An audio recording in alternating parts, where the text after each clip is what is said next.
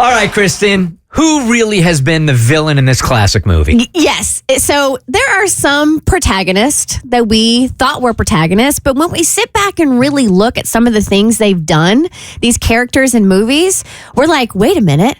You were the villain the whole time. Oh, yeah, like the Devil Wears Prada and the boyfriend in that? Exactly is what I'm going for. So Stephen Colbert was recently interviewing Robin Wright. And you may remember Robin Wright played Jenny in Forrest Gump. Jenny.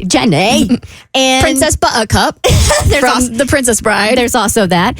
But there is online rumblings that Jenny was actually the villain in Forrest Gump because of the way she treated Forrest. So she's not denying it. Because so she pops in and out of his life whenever it's convenient for her. She doesn't commit to him until she finds out she has an incurable disease. Oh, and she brings along their son, whom she never bothered to tell him about. Yeah, she used them all those years. Yes, she did. So I found some lists online, specifically from Ranker, of these characters that we've always looked up to and we think are protagonists, but people are like, they're actually the villain. Now brace yourself for this next one. Okay, because these are always the most fun for me. Movies is like, you're not really sure who you're supposed to be rooting for and who you're supposed to be rooting against. Oh, no. And these are very much like, we always thought they were the heroes, they were the protagonists, but now we're starting to break down their flaws and realizing they pulled one over us. Mrs. Doubtfire. Wait, what? Mrs. Doubtfire is the villain. So Mrs. Doubtfire, played by Robin Williams, and was like spectacular, right? Follows a father as he pursues a harebrained scheme to spend time with his children following an acrimonious divorce. Disguising himself as an elderly woman in order to be hired as the kid's nanny, he weasels his way back into the household with results that are hilarious, but also somewhat troubling. The fact that he resorts to deception to be closer to his kids on its own, forgivable, maybe for some, but the scenario changes when he begins undermining his ex-wife's relationship with her new boyfriend and even goes as far as to contaminate his food with a pepper he is extremely allergic to. The film never feels like it's depicting something sinister, but the character's actions are difficult to condone when truly considered. Is Carrie Bradshaw on this list? It's only movies. Oh. Okay. Well, Carrie Bradshaw, she is the real villain. I've heard that argument a lot. Yep. Grandpa Joe in Willy Wonka and the Chocolate Factory. Oh, preach! I hate Grandpa Joe. Is this just because of the sleeping situation? Oh my God, he's the worst. What? So Grandpa Joe has garnered such a bad reputation over the years that there's even a website called Say No to Grandpa Joe, exposing the truth. Cassie's been waiting to argue about this for years. Grandpa Joe is kind of selfish. He spends money on tobacco while the other 7 members of his family are forced to eat cabbage soup every single day.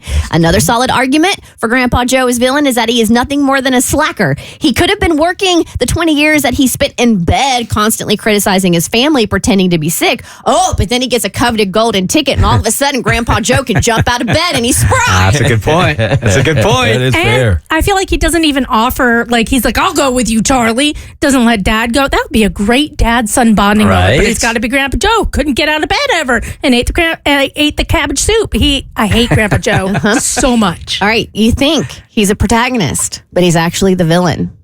Maverick in Top Gun.